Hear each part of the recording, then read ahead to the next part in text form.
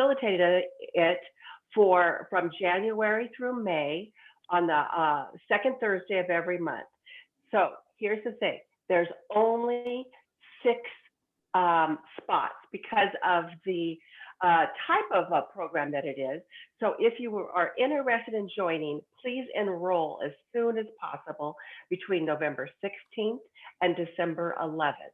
Now, one of the things to remember, you need to be a chapter member, and please be committed to all of the sessions because you're going to, have a really nice relationship with each one of your coaches. And if Annie, if you have anything to add to that. Yeah. Hey, Mike, thanks for, or Mikkel, sorry about that. Thanks for asking that question. There won't be any CCEUs for this program. We heard from our members who stated they wanted to have an opportunity to practice pure coaching skills. So that is what this program is for, is to just practice those skills.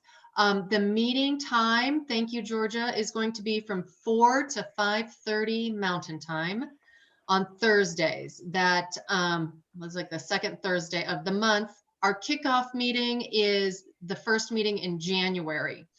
So you'll get even more questions answered then.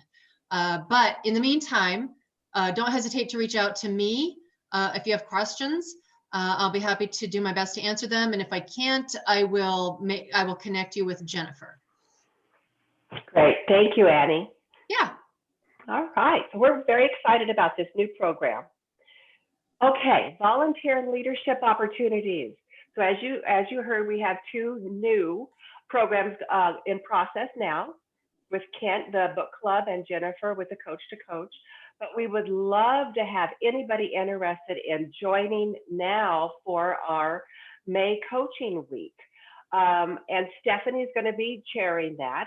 She did it last year, so she's experienced, and she's looking to start her group up in January. So it's a nice, it's not going to be a last minute sort of thing. You'll really get to enjoy working on a committee and putting together something for the public. And I think you'll really have a good time, especially if you've never worked with Stephanie before. You're really going to have fun. And she has her email there to take so that you could email her and find out more a little bit about what she's thinking. If you would love to facilitate a book review, we are looking for somebody to start one in March because that's when we'll be finishing the other one. So if you're interested in a book, you don't have to have read the book. You don't have to know anything about it. The whole point is that a group of you that are interested in looking at a book together, reading it and discussing it. So that's kind of fun. So we're looking for somebody to do that next after Kent. If you have other creative ideas for networking, a conversation, please let us know. We want to expand our programs for coaches. Let's see. Oh, we are also looking for somebody to join, some of you to enjoy our committees. If you want to be part of the program committee with Stacy or communications, membership, we really want to expand our committee members so that we can all have fun, not just us board members and chair and committee chairs. So please let us know.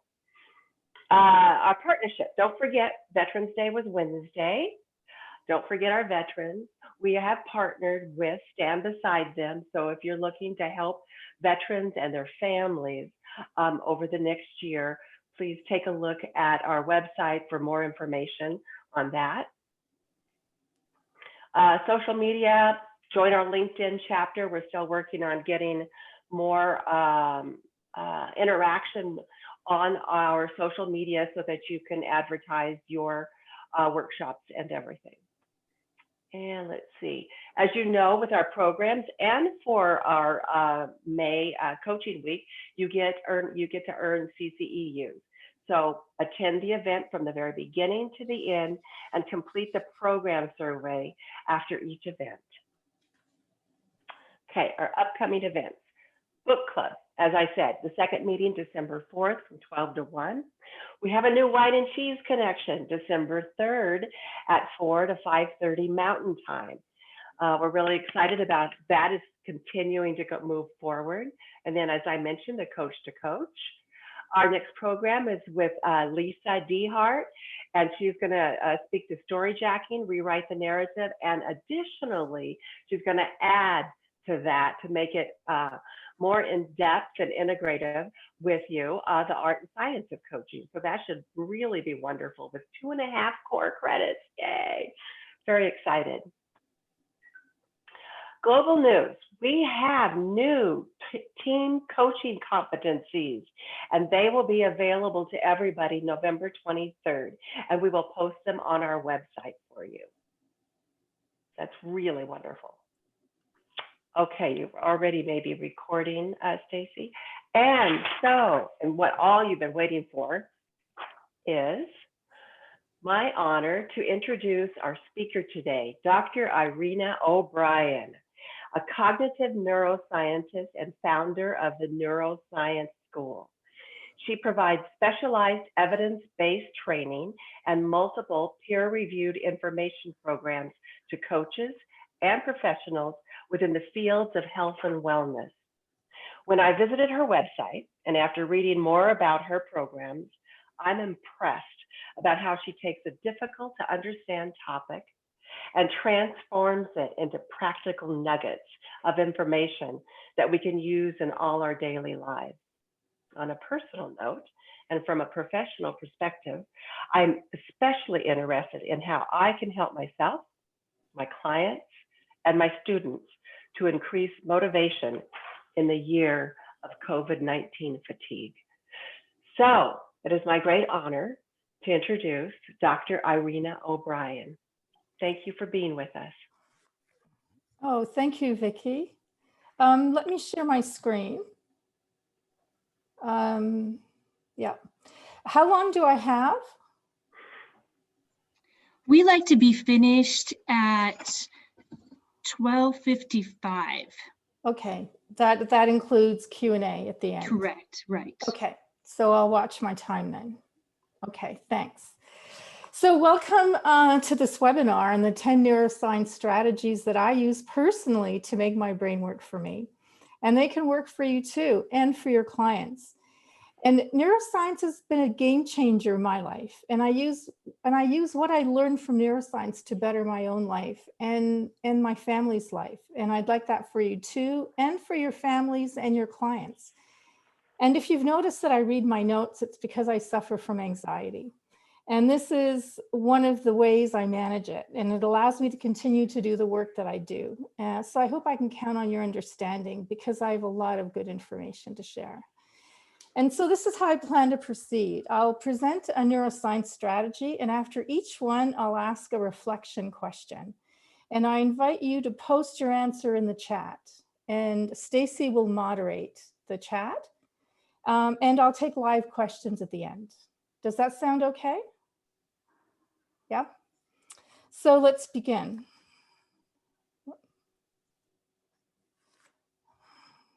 How come I can't? Oh, there it is. So the obsession with changing mindset as the holy grail of motivation is a big lie. The single best way to increase motivation is to make progress in meaningful work, no matter how small. And this is based on the research of Teresa Amabile and Stephen Kramer from Harvard Business School, who followed 238 employees for between 9 and 38 weeks. And this motivation leads to greater productivity and creativity. Yeah, and making progress, so being productive and creative, leads to more motivation, which leads to even more progress. And they call this the progress loop, where progress and motivation fuel each other in an upward spiral. And to be meaningful, your work doesn't have to have profound importance to society. What matters is whether you perceive your work as contributing value to something or someone else, or someone who matters, even your team, yourself, or your family. So a story I read in Harvard Business Review illustrates this very well. So John F. Kennedy ran into a janitor at NASA in 1962. And when the president asked him what he was doing, the man said, "I'm helping put a man on the moon." So here's a man who found meaning in what we would consider to be an unfulfilling and even meaningless job. And so how does this work? When we succeed on a task, we get a burst of dopamine. And this dopamine spike increases the probability of success on the next task. We can create a string of successes by breaking down big goals into a series of small, manageable tasks. The tasks should be small enough for you to succeed at them. If you start your day with a small, manageable task that you know you can succeed at, it can set you up for a productive day. So my anxiety often starts first thing in the morning. And when it does, I remind myself that I only need to start on something small and simple that's not scary, but that's still important and that I can achieve. And so looking at a blank page to write an article is scary. So the task I often choose is to start with how the research study was carried out. I can copy and paste that from the research study itself into my article, and then I can edit it later and make it easier to understand. And this sets me up for a productive day, and it works every time. And so when I tried to start my day with the most important thing first, which is what many coaches advise, my anxiety level would stay high all day and I'd accomplish very little. And this works even if you don't suffer from anxiety. I've been teaching this in my habits course, and it's amazing how well it works for everyone I've taught this to. The key is that you need to experience success on the first task of the day. And by task here, I mean a work-related task. And it's also another way to overcome procrastination too. So procrastination is always short-term mood repair, meaning that we avoid a task to relieve the immediate anxiety or fear or even boredom that we may have about the task. But you can break the task down into something small and simple that you know you can succeed at. It takes away the fear factor from the task and can start that upward spiral. So I have a question for you now, and I invite you to share it in the chat. So what small but important work-related task could you start your day with? And I stress work-related because that doesn't include things like making your bed, eating a good breakfast, or doing your morning meditation, right? So I invite you to share in the chat.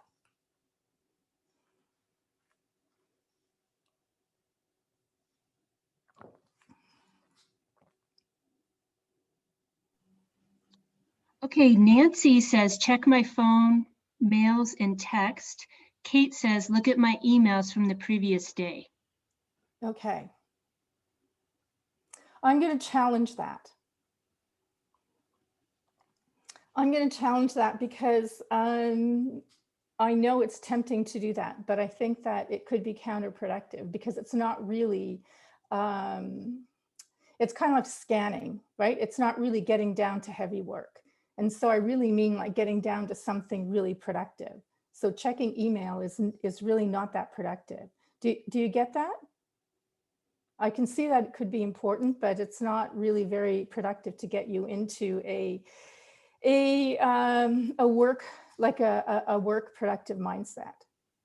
Okay, and Georgia says, create a piece of content. Blaine says, plan my work for the day and establish blocks of shallow and deep work. Exactly. Those are better things than checking email. Patricia says, respond to one email.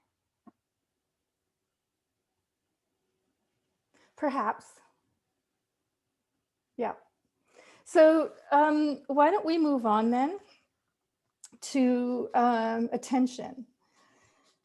So your brain is constantly bombarded by external and internal stimulation, most of which we're not aware of. So the brain must decide what bits of information it's going to pay attention to.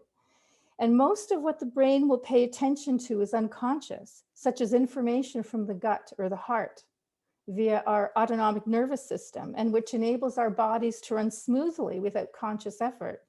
Because imagine if we had to consciously choose or consciously decide to breathe or how much blood to pump at any given moment. But how does the brain choose what to pay conscious attention to? And that's through something called salience. And the salience of a stimulus, is the state or quality by which it stands out from its neighbors. So saliency typically arises from contrast between items and their neighbors, such as a red dot surrounded by white dots, or a tone telling you that a message has arrived, or a loud noise in a quiet environment. It could be the result of emotional, motivational, or cognitive factors. Did you see how that caught your attention? So when our attention is driven by salient stimuli, it's considered to be bottom-up, memory-free and reactive. It's not a conscious decision. Like the meerkat here. In a group, there's always one meerkat that's on watch duty, waiting for something to catch his attention that could spell danger. But we can also have voluntary attention that's deliberate, such as looking both ways when we cross the street, or deciding to tackle a piece of work. So humans and other animals have difficulty paying attention to more than one thing at the same time. So we're constantly faced with the challenge of continually integrating and prioritizing what catches our attention and what we want to deliberately attend to. So the brain is always attending to something, and to live a productive and meaningful life, you need to make sure that you are in charge of what your brain is attending to. And the key to deliberate attention is your prefrontal cortex, which is responsible for executive functions. So your prefrontal cortex inhibits or blocks distractions, switches between tasks, actively maintains and manipulates information, and changes and updates old knowledge. So the brain has many networks, but the three that are important for us here are the default mode network, the central executive network, and the salience network. So the default mode network is active when we're at rest or in our own internal thoughts. The central executive network is active when where we get our work done. And the thing is, we can't be in both networks at the same time. And that's what the word anti-correlation here means. It's one or the other. And what determines which network is active is the salience network. And we just saw that salience can be either reactive or deliberate. So you cannot be attending to your internal thoughts and accomplish a task at the same time. If you work on trying to get yourself motivated or changing your mindset before you start working, you're keeping yourself in the default mode network, and it's impossible to get work accomplished in that network. So you need to get out of the default mode network and into the central executive network. When your mind is focused on your internal thoughts and you need to get work done, the simplest way is to take your mind out of your own thoughts by looking around at the items in the room, or just start working on something small and simple. And in fact, we just saw that it was progress and meaningful work, no matter how small, it could be even tiny, that influenced motivation and led to an upward spiral called the progress loop. So waiting until you feel motivated is counterproductive. It keeps you in the default mode network. And an interesting illustration of another way this research can be used is after I presented this at a conference a couple of years back, one of the attendees came up to me the following day with this story. So the evening after my talk, he went out to a bar alone and was feeling sorry for himself because no one at the conference had invited him to go out for a drink. So he felt alone. And then he remembered my talk on the default mode network and took his mind out of his thoughts and into the room. And he immediately felt better and called a friend. And now he uses the strategy whenever he's stuck in his negative thoughts. So my question is, why don't you try looking around the items in your room right now? And how does that change your internal state? I'd love you to share. I invite you to share in the chat.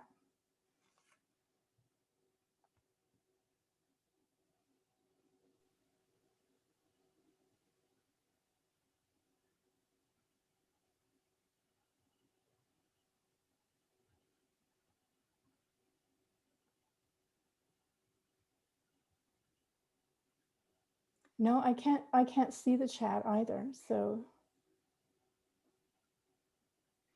Lisa says, I noticed my folder to get my house repaired full on contractor cards, Vicky said, it reminds me of zooming in and out. Patricia says, my breathing became deeper and linger longer. Yeah. Stephanie says, I currently have Post-it notes on the wall. It causes me some anxiety, so it's so many things to do. Linda says, too much calls for my attention. I want to get back to this meeting. Yeah, it can do that, but the whole purpose of this is really to get you into the present moment, because when you're not when you're in your own internal thoughts, you're not in the present moment.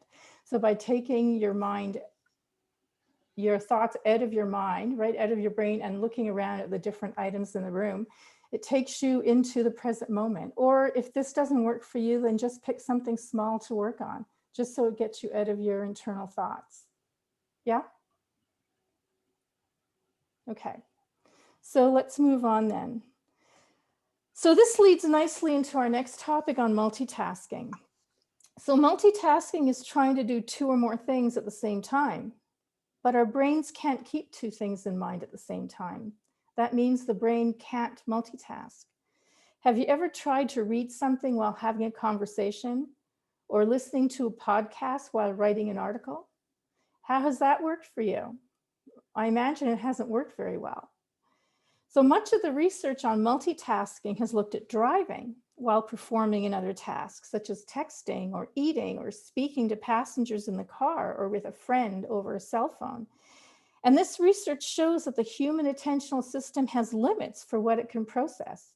Our driving performance is worse while we're engaged in other tasks. Drivers make more mistakes. They brake harder and later. They get into more accidents. They veer into other lanes, and they're less aware of their surroundings. And it's the same thing for other types of multitasking. When we think we're multitasking, we're actually switching tasks quickly. When we try to multitask, the cognitive resources available to both tasks is reduced, and this reduces productivity and increases errors. Psychologists estimate that if you're a chronic multitasker, you may be losing as much as 40% of your day. And I don't know about you, but when my kids can tell when I'm on the phone with them and doing some work at the same time. Both the conversation and the work suffer. Chronic multitasking reduces productivity, can damage relationships, leads to feelings of dissatisfaction and discouragement at the end of the day. And it can have devastating consequences, such as when driving. It doesn't matter whether you use a hands-free or a handheld phone. The issue is that the cognitive resources available to driving are reduced when we're speaking on a phone. And a new study just came out that cell phone distraction leads to more head injuries, both while driving and walking. And the solution is that if you want to get more done in less time, concentrate on one task at a time. So my question, how much time do you waste by trying to multitask? And what if you focused on one thing at a time? So I invite you to share in the chat.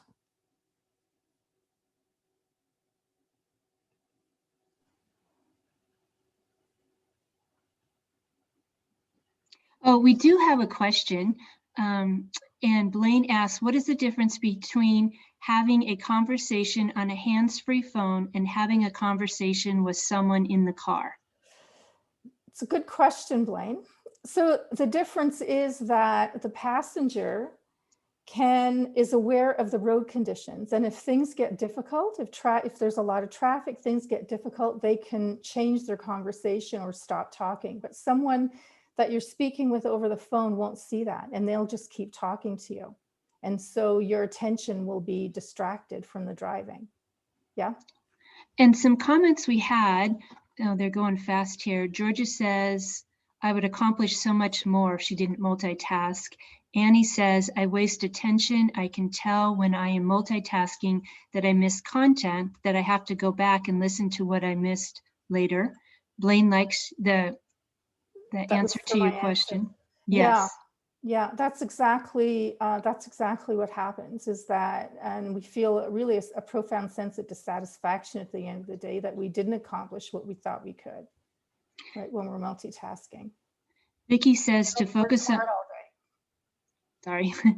Vicky says, focus on one thing at a time can create flow. And Kat says, I don't like to multitask because I feel it takes way longer to get things done. Yeah. Yeah. All right. Thank you. So we'll move on then to our next one, which is willpower. So willpower has traditionally been seen as a depleting resource. Once you used up your store of willpower, it would be difficult for you to exercise self-control, even in unrelated tasks that require willpower. But this view of willpower has come under question recently when a number of studies failed to replicate. So more recent work has found that people who are good at resisting temptation report that they experience fewer temptations. So to put it more simply, the people who said that they excel at willpower are hardly using it at all. And why is that? People who are better at self-control may actually enjoy the activities some of us resist, such as eating healthy, studying, or exercising. They may make activities more enjoyable by adding a fun component to them, such as going to the gym with a friend.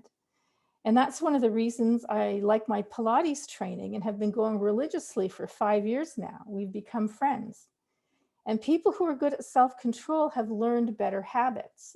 The really good dieter, for example, wouldn't buy a cupcake or even pass in front of a bakery. And some people just experience fewer temptations, and it may be due to genetics. So I'm the kind of person who can't eat just a few cookies or part of a bag of chips. I need to eat the whole bag, or they'd keep calling to me. So I've organized my life so that I don't keep any cakes or cookies or crackers or chips in the house at all. And if I have wine in the house, I'll drink it, even the red wine. And I don't even like red wine.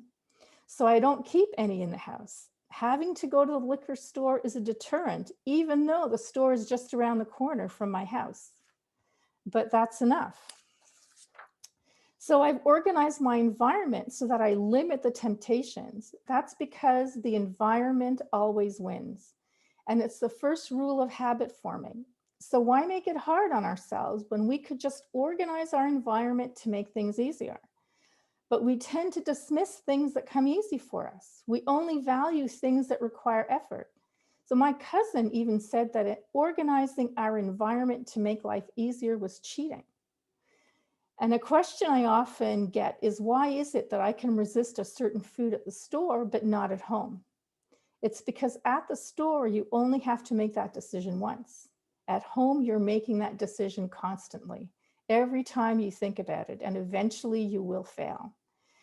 Of course, some people can keep cookies and chips in the house and not be tempted. And I'm not that person, so I need to organize my environment.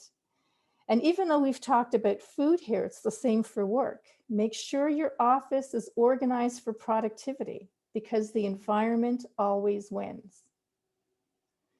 My question then for you, what are 1 or 2 small ways that you can change your environment right now? I invite you again to share in the chat.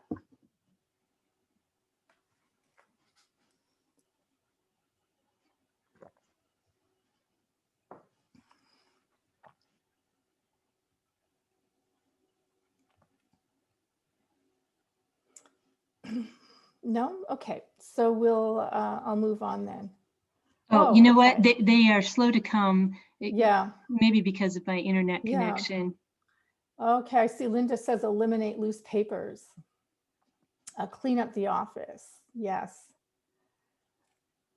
Lisa says clean up papers in my office. Yeah, recently cleaned off my desk. Yeah, and having everything, and as Vicky said, removing reading materials into a schedule for attending. Yes, and making sure that you have everything that you need on your desk so that you can so that you can perform the work that you were intending to perform. Yeah. Yeah, exactly. Okay. Standing desk, and Blaine says that he's deleted apps off his phone that waste time. Exactly. Exactly. Those are all good things. Okay, so let's move on to insight. So what happens when we're faced with a problem or an impasse and the solutions that we know don't work? And in fact, what we know may actually get in the way of a new solution. Our brain's electrical activity may inhibit other circuits.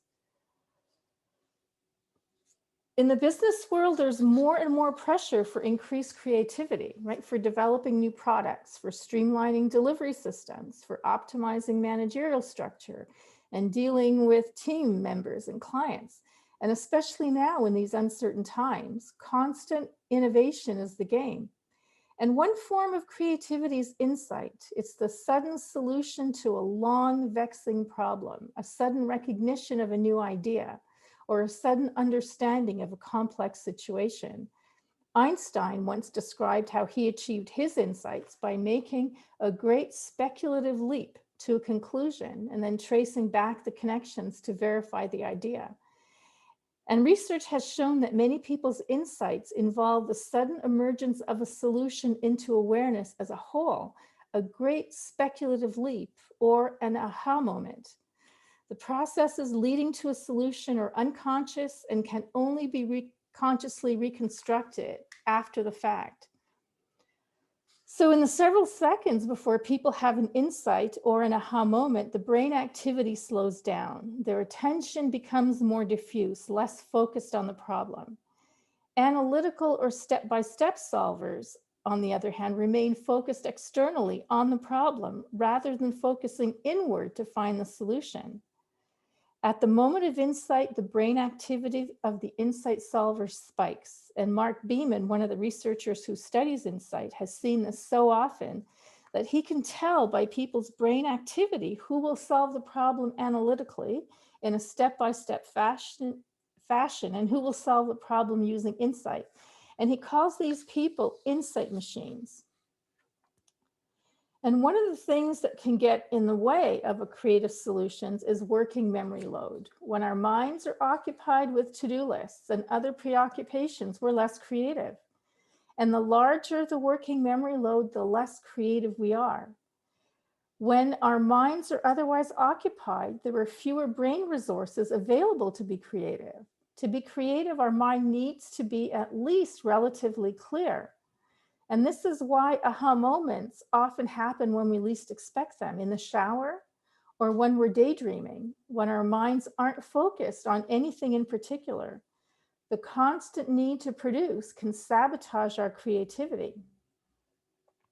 So insight can't be forced, but there are things you can do to encourage it. So to increase your insight potential, you can engage in activities that encourage an open mind. You can gather a wide base of knowledge and then ask how you could do this differently. You can engage in a new hobby that uses completely different skills. You can relax and let your mind wander, or sleep on the problem, meditate or step away from it and concentrate on something else. And it's important to cultivate an uncluttered mind. Insight can't happen with a cluttered mind. And then you should evaluate the solution you reach through insight, because not all solutions will be accurate. So my question, how can you add some downtime into your schedule? How are you using the downtime that you have? And are you allowing your mind to wander from time to time? So I invite you to share in the chat.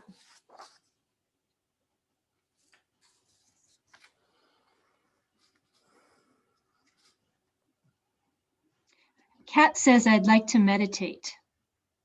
Yes. Linda Good on you. says, lots of laundry leads to more insight. Sandy says, insight comes from riding my bicycle. Vicky says, build space into your calendar. Lisa says, I often go on walks or bicycle joy rides with no destination. Annie says, I could get back to my coloring, my writing. I've been able to do daily meditation. Blaine says, I intentionally schedule multiple hour-long blocks of deep work time where I work on just one intensive value-producing work. All great ideas. Thank you. And Yeah. Lisa says, I sing whenever song pops into my head and listen to the words. Yeah. Yeah. Great. All right. So thanks for sharing. And we can move on now to resilience. So we keep being told that stress is bad and that we should focus on reducing stress, but it's often not possible to avoid stressors, especially now. And instead, avoiding or minimizing stress can lead to missed opportunities for developing resilience. So stress isn't wholly negative or something to be avoided at all costs. Stress can facilitate performance, it can promote active coping, it can protect against the damaging effects of catabolic hormones. But people tend to equate stress with distress. So for example, when people were asked to choose the best advice for giving a speech, 91% of people said that remaining calm and relaxed, or in other words, trying to reduce or eliminate stress was the best option. And people believe that efforts to cope with stress should focus on eliminating stress rather than on seeking to optimize stress responses.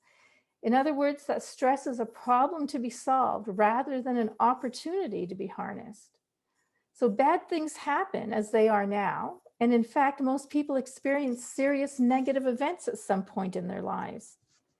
But contrary to what you might think, research shows that compared to experiencing either no adversity or high adversity, experiencing some adversity builds resilience, meaning that it may help us manage well in the face of future potentially stressful situations. So resilience is a U-shaped function. So what this means is that compared to experiencing either no adversity or high adversity, experiencing some adversity builds resilience. It helps you manage well in the face of future potentially stressful situations. So the research shows that a history of high adversity or no adversity predicted greater global distress, greater functional impairment, which is the extent to which physical and emotional health interfered with social and work activities, greater PTS symptoms than a history of some adversity at the bottom of the U here. And a history of some adversity was related to greater life satisfaction than no adversity or high adversity. So changing our beliefs about stress can help us cope better with adversity and can even prolong our life. And some new research suggests that some stress at a young age could lead to a longer life because it makes you better able to manage the stress you might encounter later in life. So my question for you, so what other more descriptive words could you use to describe a stressful situation? Could you use words such as frustrated, disappointed, confused, sad, for example? And how does that change your experience of what's happening now? Challenging is a good word. Excited, perplexed. Do you see how, and temporary, do you see how those words feel different, right? Because stress is pervasive and permanent, right? Whereas those other words are temporary. Yeah, extraordinary. Yeah, exactly. So we have to be careful about the words that we're using and not paint every difficulty with, with the big brush of stress. Irena, Lisa had a question. How do we know whether our level of stress is optimal? That's very personal, right? So I can't really answer that right now. Right? Because there are always things you can do. I mean, you can always change your beliefs about stress. I mean, there's so much research about stress and about the benefits of changing our beliefs about stress.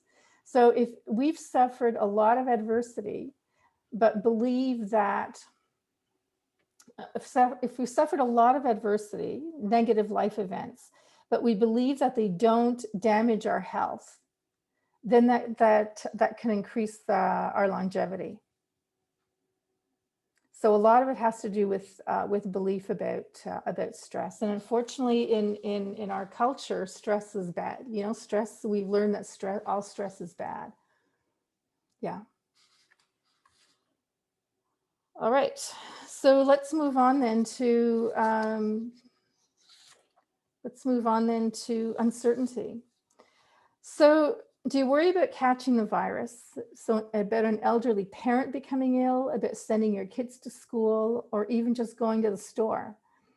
So I first want to say that this is completely normal, but excessive worry and fear hijack our brain. They interfere with the ability of our prefrontal cortex to make rational decisions and thoughtful plans, which we need right now.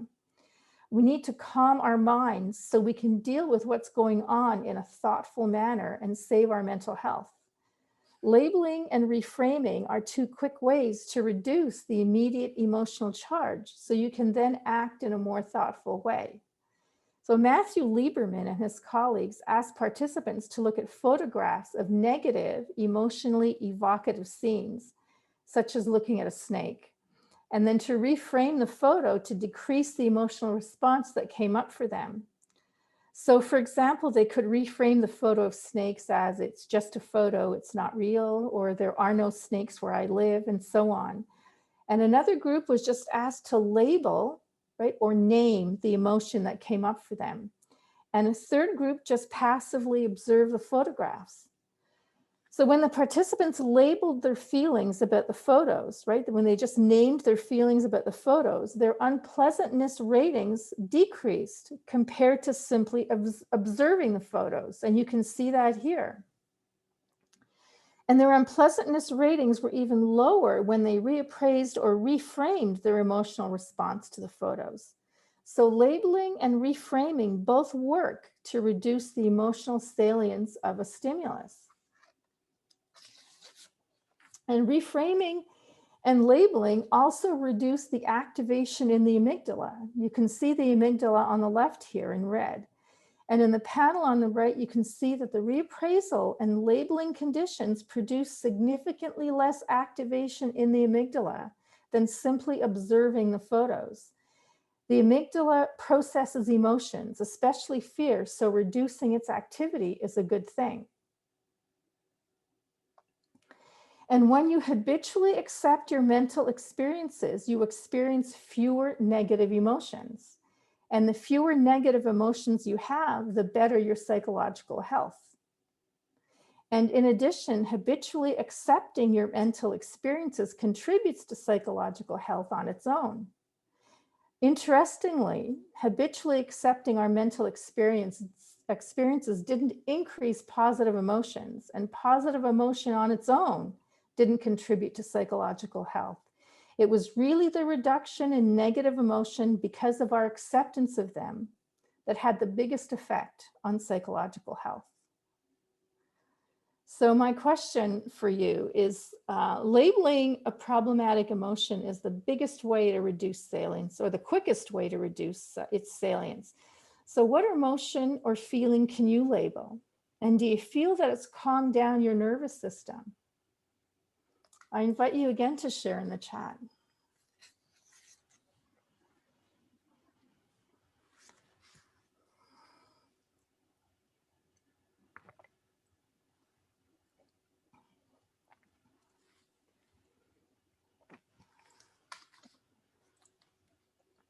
Worry as opportunity, yes. And sometimes all we have to do is just label that as worry, right? And it should feel, and labeling is a form of acceptance, or naming an emotion is a form of acceptance.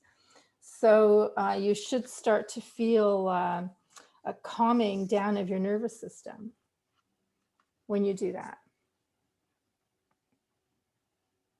Yeah. Any more, or should I move on? Fear can involve controls. What do you mean by that?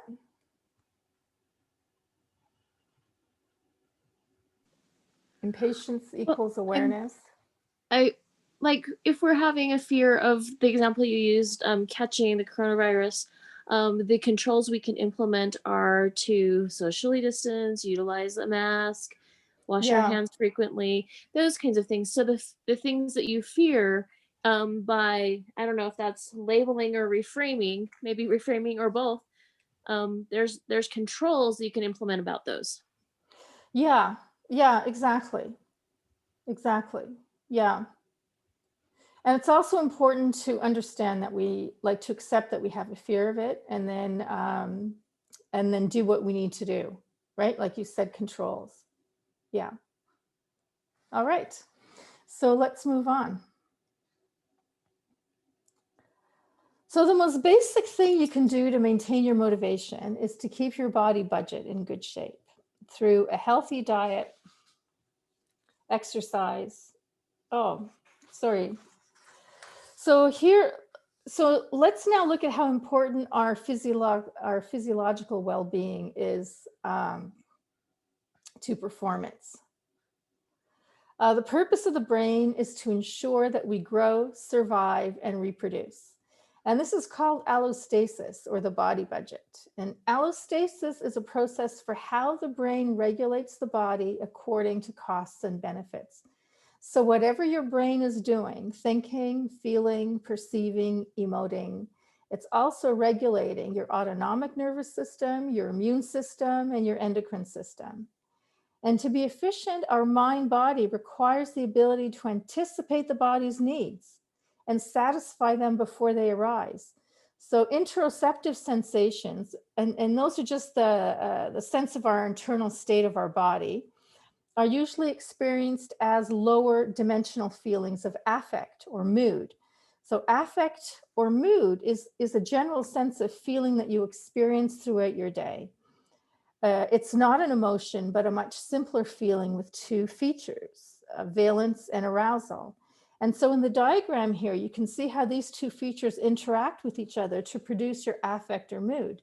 You can have an unpleasant valence with high arousal and be upset or distressed. You can have an unpleasant valence with low arousal and be lethargic or depressed. You can have unpleasant valence, you can have pleasant valence with high arousal and be elated or thrilled. Or you can have pleasant valence with low arousal and feel serene or calm. In fact, your affect or mood is simply a summary of your body budget. A bad feeling doesn't always mean that something is wrong. It just means that you're taxing your body budget. So when your body budget is unbalanced, your affect or mood prompts your brain to search for explanations using past experience to predict what will impact your body budget and change your affect. And the most basic thing you can do to maintain your motivation is to keep your body budget in good shape through a healthy diet, exercise, and optimal sleep. Sometimes a lack of motivation may really be due to an unbalanced body budget. So after several hours work, I often start feeling overwhelmed. And for me, it's accompanied by the usual shallow breath and the tight chest and the elevated shoulders and a knot in my stomach. And I used to define it as anxiety and tried coaching myself out of it, which didn't work. And I had to stop working for the day. That is until I learned about the body budget. And when I took a deeper look at my bodily sensations when I was feeling the anxiety overwhelm, I realized that it was always accompanied by a sense of fatigue. And I had only been getting about 6 hours of sleep a night, and there are cognitive and psychological consequences to only 6 hours of sleep. So I'm committed now to getting my 8 hours of sleep a night. And if I need to, I take an afternoon nap. And because the ideal nap time is 10 minutes, to wake up feeling refreshed, I set my sleep app for 45 minutes, which gives me time to fall asleep. And it's been a miracle because after my nap, I'm re-energized and ready to put in the rest of my workday. So this is an example of how it was, my body budget was taxed, and just sleep resolved that. And research is showing too that lack of sleep affects our vigilance, makes us angrier, and even affects our ability to follow a series of actions like driving a car or performing medical procedures. Yeah. And it's not just sleep. There's also a lot of research on the importance of diet on cognitive functioning and psychological well-being. So I had a high functioning client who was a portfolio manager whose self-esteem was through the floor. And for the first 6 weeks of our time together, there was no progress. But she had also been eating a lot of junk food, and I kept encouraging her to clean up her diet. And finally, after 6 weeks, she gave up the junk food, called me a couple of days later, and was amazed that her brain fog had gone away. Her self-esteem went up, and we were able to do some good work together. But of course, every time she kept going back to the junk food, her self-esteem and motivation would fall. And we did have to do work on why she was self-medicating with junk food. And here's another example of how our physiology affects our psychology. I don't know if you've heard of the expression hangry, right? Being hangry is when you're feeling more irritated, annoyed, or negative when hungry. Most people don't even realize that it may be hunger, and eating something usually resolves it. And my daughter is one of those people who gets hangry, but she recognizes it for what it is, and she'll even say, I'm getting hangry. And eating something always resolves that for her.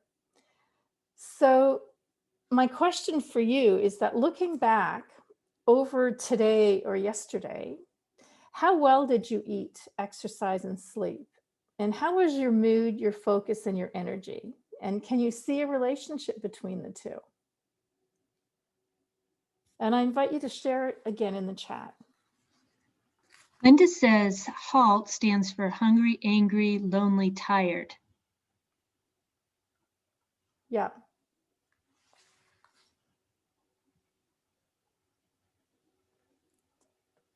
Thank you for that, Linda. So any other shares?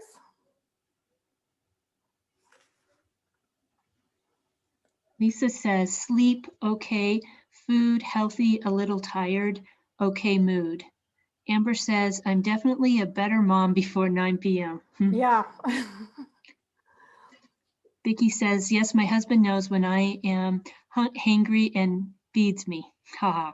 Blaine says, it's definitely been more difficult to get in good exercise during this pandemic. Yeah. Annie says, sleep so-so, exercise good, me too. Amber. Yeah. Yeah, and there was a very recent research that showed that somehow among men see themselves as more masculine if they're restricting their sleep. So that is a problem, because I've heard that there are a lot of executives, there are a lot of leaders who are trying to restrict their sleep to become more productive, and it's counterproductive. Okay, and it's a weird way of looking at masculinity. All right.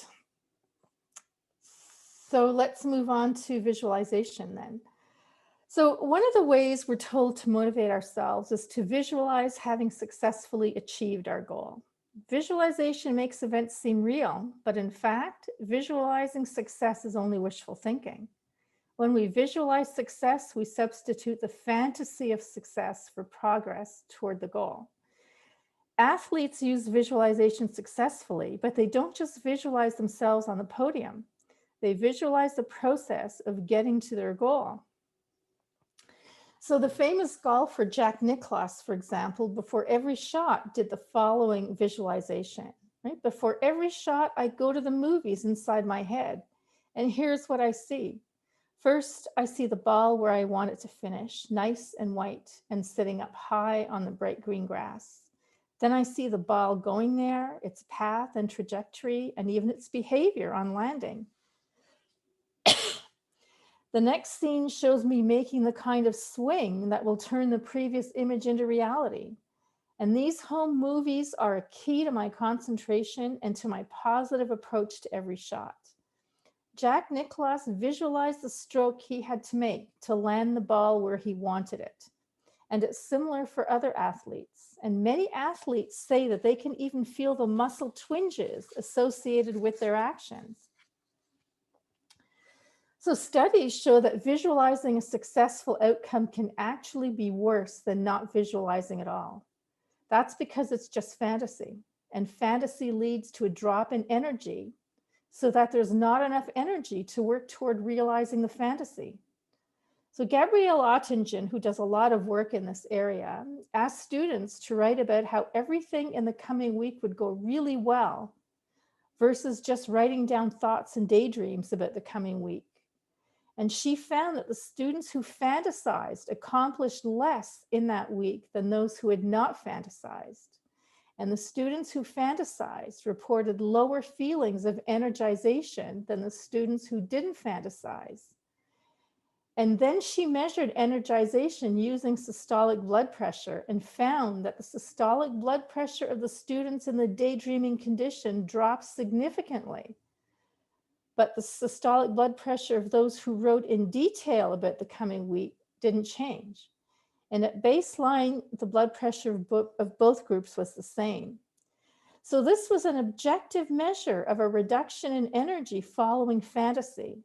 And in a further study, she also found that for those students for whom academic achievement was important, the systolic blood pressure of those who fantasized about achieving an A dropped. So why do we continue to fantasize? Because it makes us feel good by celebrating our success before we achieve it. So what's the correct way to visualize then? Create an expectation of success by mapping out your steps and obstacles, and visualize the steps you need to take to achieve your goal. So my question for you is, has this changed how you look at visualization, and how will you visualize in the future? And again, I ask you to share, I invite you to share in the chat.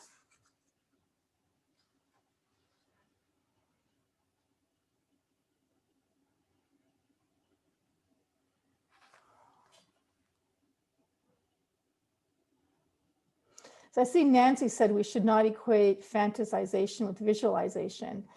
Visualizing just a successful outcome, like standing on the podium of success without visualizing the steps, is fantasy. Yeah. Lisa wrote that she approaches goals like a program manager. Yay to Lisa. I don't agree that fantasy visualization has to be fantasization. I mean, if you're visualizing with concrete steps toward what you say a meaningful action or meaningful goal, then that doesn't have to be fantasy. Fantasy, to me, presumes that it can never be real. But if something is really working for an individual client, that, how can you argue with that? So it's hard to generalize. I think we should not judge and generalize. Well, Nancy, what you were just describing to me is actually the kind of visualization that I've been talking about, is visualizing the steps, right? The steps, and then planning for the obstacles to get you to your goal. And that's not fantasy. Fantasy is when you're just, so let's say for a runner, rather than visualizing the steps it takes to win the race, just visualizing standing on the podium with nothing before that. That is fantasy. Yeah, so I think you and I were not disagreeing. No, we don't. No, we don't disagree. No, Okay. no, you described exactly what Gabrielle Ottingen has found in her research, right? Plan, Okay. visualize, yeah, plan the step, plan for obstacles, and visualize the steps if you want to visualize. Yeah, Right. exactly. Okay, I'm glad we resolved that. Yeah, so it's really important to, so Vicky, visualize the success at incremental steps from the end point. Now, yes, you can work backwards and then allow the future and the present moment to emerge creatively. Yes, you have to fill, and Lisa, yeah, you have to fill in the steps. Risk, resources, and schedule, exactly.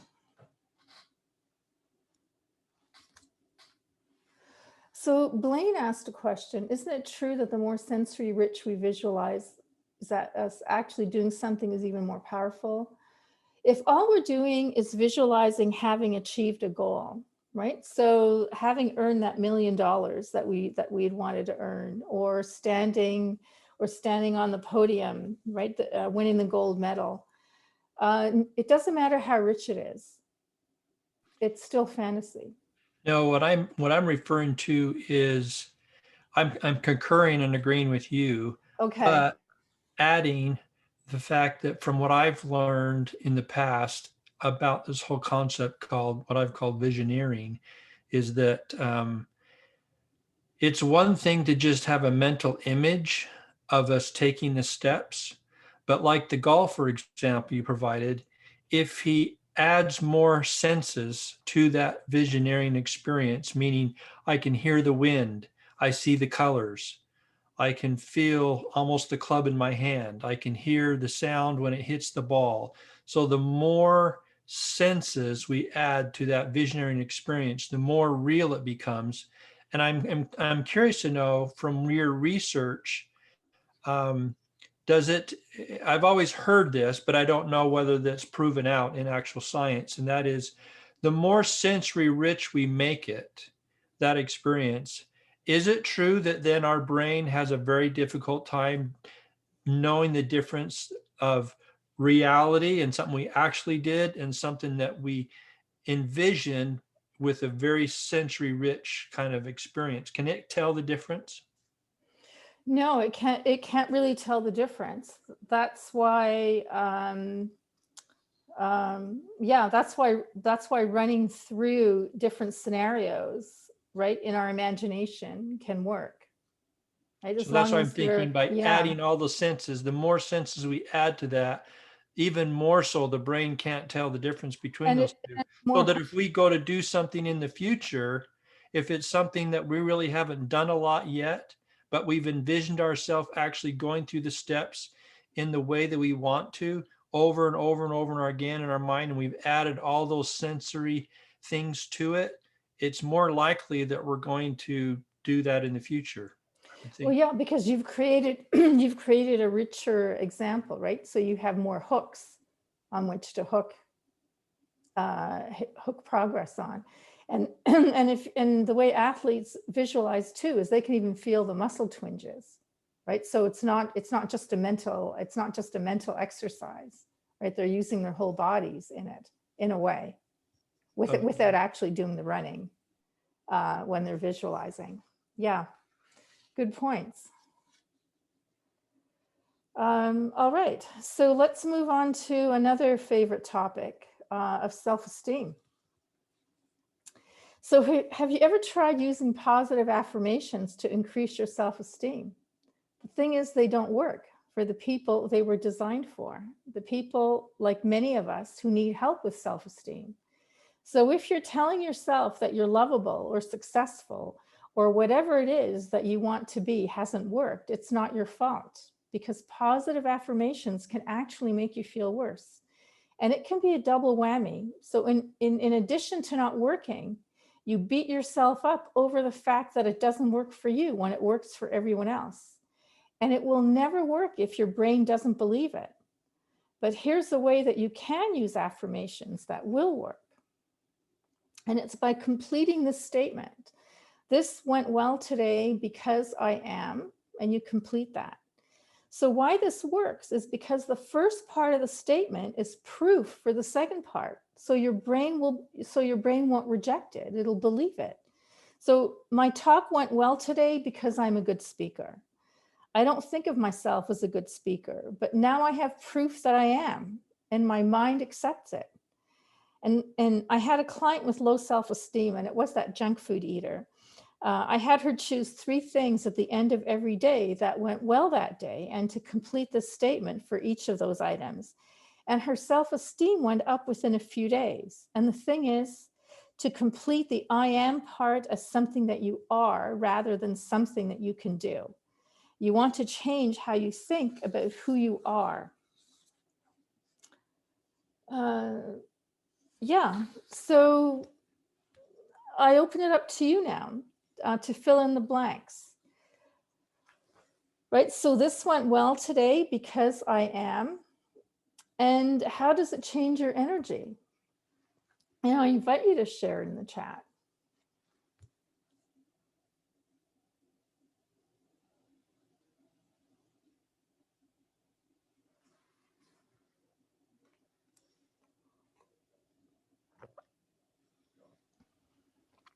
Pamela says positive.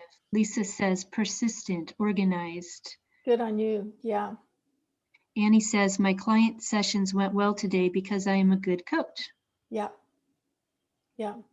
And you have proof, right? You're not just saying these baseless affirmations. Oh, I am a good coach. You have proof that you are. Yeah. Yeah. Thank you. So we have a bonus strategy, and that's on neuroplasticity. So as coaches, we're in the business of changing brains because all behavior change is brain change. So why am I showing you a street map of London?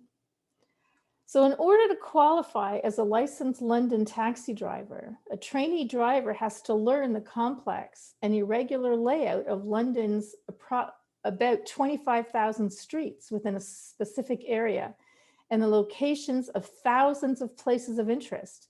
And this learning is known as the knowledge, and it usually takes between 3 and 4 years to learn it. Then there are stringent exams that have to be passed to obtain a license. And these training and qualification procedures are unique among taxi drivers anywhere in the world. And research done with the London taxi drivers has found that those who had passed the knowledge test successfully after working on the knowledge for 3 or 4 years had increased the gray matter volume in the hippocampus. Those who didn't complete the knowledge didn't show an increase in the hippocampus. So here's where the hippocampus is located. And the hippocampus acts as a storage unit, a storage site, not a storage unit, a storage site for the spatial information acquired during the knowledge. So what can the London taxi drivers teach us about neuroplasticity? There needs to be a goal. The London taxi drivers had a goal, which was to pass the knowledge test. The learning needs to be effortful. The learning did not happen by accident. The participants put in a great deal of effort to learn the knowledge, and it needs to be repeated over time. So again, the brain changes occurred after the participants trained over a period of time. For the London taxi drivers, it was over 3 years or more, and the amount of time depends on the difficulty of the domain. So learning the knowledge, for example, is infinitely more difficult than learning how to juggle, for example. So in sum, the London taxi drivers show us that there is capacity for memory to be improved and related structural changes to occur in the brain well into adulthood. And these results offer encouragement for lifelong learning. So my question for you, what new skill would you like to learn and how could you structure it? And I invite you again to share in the chat.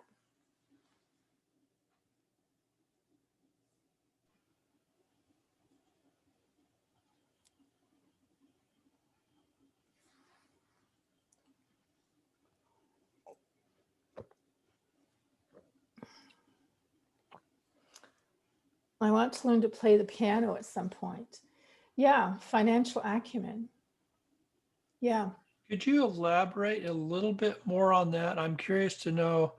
So are you saying that that part of the brain matter actually enlarges? Yeah, it actually enlarged. So the process of having a goal and obtaining and doing the work to obtain knowledge, and this was spatial knowledge, or in this particular case, but it can be just general knowledge. So the more time we spent in obtaining knowledge, it does actually cause an increased growth or enlargement in that brain. It's not only, I mean, it's called the knowledge, right? But I mean, it's not just general knowledge. They had to learn how to navigate all of these streets. If you look at some of the videos on them, they have to, their exams are like, okay, get from point A to point B, and they have to recite how they're going to get there. And if you remember the video, the map, right? London streets are not square, right? They're all over the place. So yes, this was spatial, and it increased, increased gray matter volume in the hippocampus. But not everything is going to increase gray matter in hippocampus, right? Depending on what you're learning, it could be gray matter in other areas. It could be different brain connections, right? So the difference, I mean, the opportunities are really wide.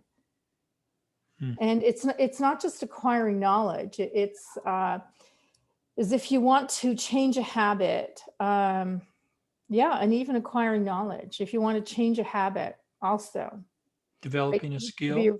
Developing a skill, yeah, it needs to be repeated over time.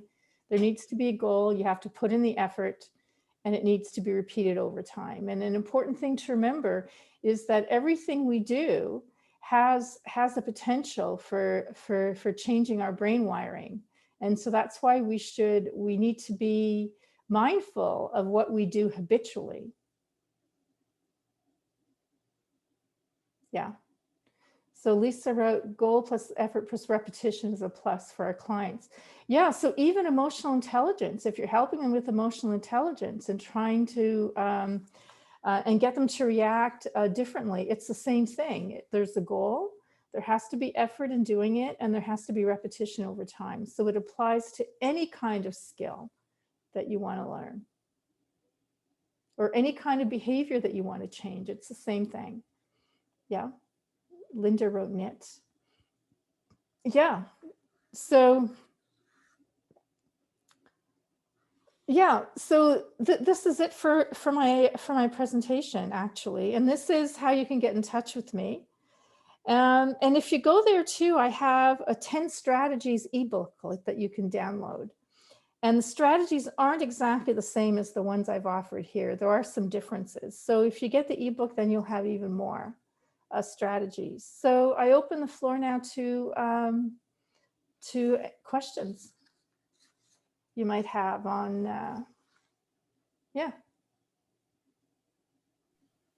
And people can unmute and ask Yeah, their questions they if they can would like unmute to. and ask. Yeah, doesn't have to be in the chat now.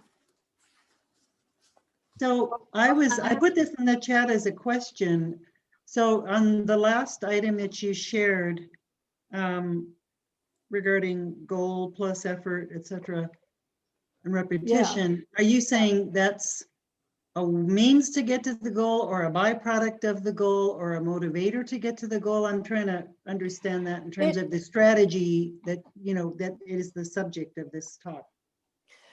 If you want to change behavior or acquire a skill, right, and you want it to stick, there has to be a goal, there has to be repetition over time, right, and there has to be effort. And that way you're going to create the changes in the brain that are going to solidify those skills, right, or solidify the learning. So just an aha moment, right, because clients have that all the time, right, oh, an aha moment. That generally does not, unless they completely change their behavior after an aha moment, and that can happen, right? It's not going to create permanent or solidify neuroplastic change, right? There has to be a goal, there has to be effort, and there has to be repetition over time. Does that help, Lisa? That's perfect. That really answers it. Thank you. Okay, you're welcome. I have a question about labeling earlier. Yeah. If you say out loud that you're afraid, will that lessen the fear? It'll lessen the emotional charge from the fear.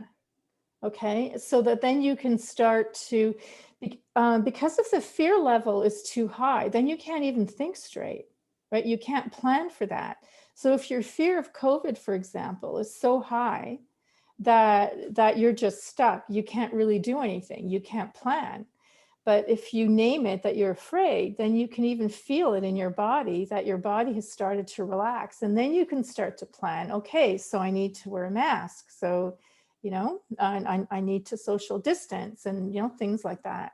I need to order my groceries. And so just saying out loud will help. Yeah, and it's been proven. I mean, it's been shown in research, so and that piece of research is an old piece of research, and it's still relevant today. Like it's still cited today, and I'd love you to try it. Okay. Any other questions? I have a question, two Sure, questions. Blaine. Yeah. Both of them are completely unrelated with each other, but one of them is I'm curious to know if you have any specific books or articles that you'd recommend in the area of neuroscience and NLP and the relationship between those two. That's the first question. The second question is about motivation. And you mentioned, I think if I remember right at the beginning, you said that motivation problem, a lack of motivation was not necessarily due to a specific mindset. And I'm curious to, I'm questioning that. And the reason why even is more recently, just last week, I had a conversation with somebody that was feeling very discouraged and unmotivated to do virtually anything that they were typically very motivated to do. And as we talked, it ended up not being diet or sleep or fatigue. It was really the fact that they felt that they could never measure up to what was expected of them in all the different areas, and they were continually piling stuff on their plate. And so they were feeling overwhelmed, which I guess you could end up saying that could end up causing fatigue, which then would cause the person to not be motivated. But it almost sounded like it was more of a mindset and the way they perceived what was expected and that they weren't measuring up. And as we addressed that, their whole mood lightened and completely changed. And the next day, it almost like went away. And so we didn't address sleep, diet, fatigue. We addressed their mindset, and their perception changed the way they saw things, and they adjusted their schedule, how they approach their tasks, the way they see themselves, and that. And so I don't know, maybe this is temporary. Maybe it is something else, but it is. So I guess I'm challenging that a little bit if I heard you right. Well, I would think that they would also have to do the behaviors, right? To solidify that, to solidify their new perceptions. So what I'm saying, like there's just a huge, I guess generally in the literature, everywhere you see that it's all about mindset. The mindset is the most important thing. Well, we change our mindset through, changing mindset happens in the doing, right? So we normally change it through behavior by exhibiting or by practicing the behaviors that are going to change our mindset. So if we want to increase our motivation, we start by rather than just trying to force our minds to increase our motivation, we just start working on something, right? Small and simple, so where we can have success at it. And from what you said, I mean, I can't really answer to that because I don't know, I don't know your client. It seems, I mean, it looks like perfectionism. There's a self-esteem issue there. He's trying to be everything to everybody, that kind of thing. So it sounds more like therapy, like you were doing therapy there. Yeah, and it is interesting because as you mentioned behaviors, I agree that by doing something can change our thoughts and feelings about things and motivation. But I also strongly believe that our behaviors are because of our thoughts. And I believe our thoughts come primarily from our subconscious beliefs. And that if we don't change the beliefs, then the thoughts don't change and the behaviors don't change. Now, I do agree that you can engage in a behavior which can end up kind of going backwards the other way. But I've always believed, and I thought that was part of NLP too, that really you address the beliefs, the underlying beliefs that people have. It's the big rave, the limiting beliefs is the term, right? If we can change the limiting beliefs and expose those, and they can label those and readdress those and see those in a different way, it's naturally the thoughts are going to change, the behaviors are going to change. I'm not familiar with NLP, so I can't answer to that. And yes, I mean, obviously there is value. I mean, it's also important to change beliefs, but I think there's too big a focus on just that. Very Might you good. Thank you. do you get that? I mean, you see it everywhere, right? About mindset. Yeah.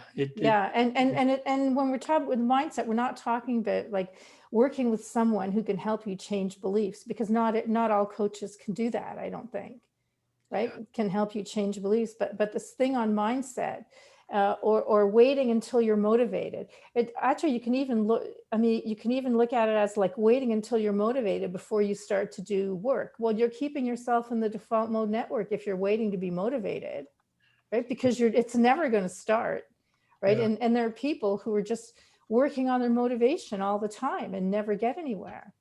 I think somebody said, rather than feel yourself into acting, act yourself into feeling. Exactly. That's what kind of what you're saying is what I hear. Yeah. So are there any particular books or articles on neuroscience that you would recommend? I don't have, I don't, not anything. No, not right now. I don't actually, because I just go right back to the original articles, or I read academic. The reason I ask is because there are a number of TED Talks by in the area of neuroscience. Yeah. I am quite fascinated with some of those, and your presentation today was wonderful. And so outside of going and getting a degree in neuroscience, I'm curious to know, outside of TED Talks, is there a book or an article that people like I think, myself you can know go what, do additional research? look up Lisa Feldman Barrett. She has some TED Talks. There are other things by Lisa Feldman Barrett. Yeah. Okay. Thank you. Yeah, she's my current favorite, but not just my favorite. I think she's done like 30 years of research, and she's and there's a paradigm shift going on right now with regard to emotion and emotional intelligence, and she's the spearhead for that. Thank you. Okay.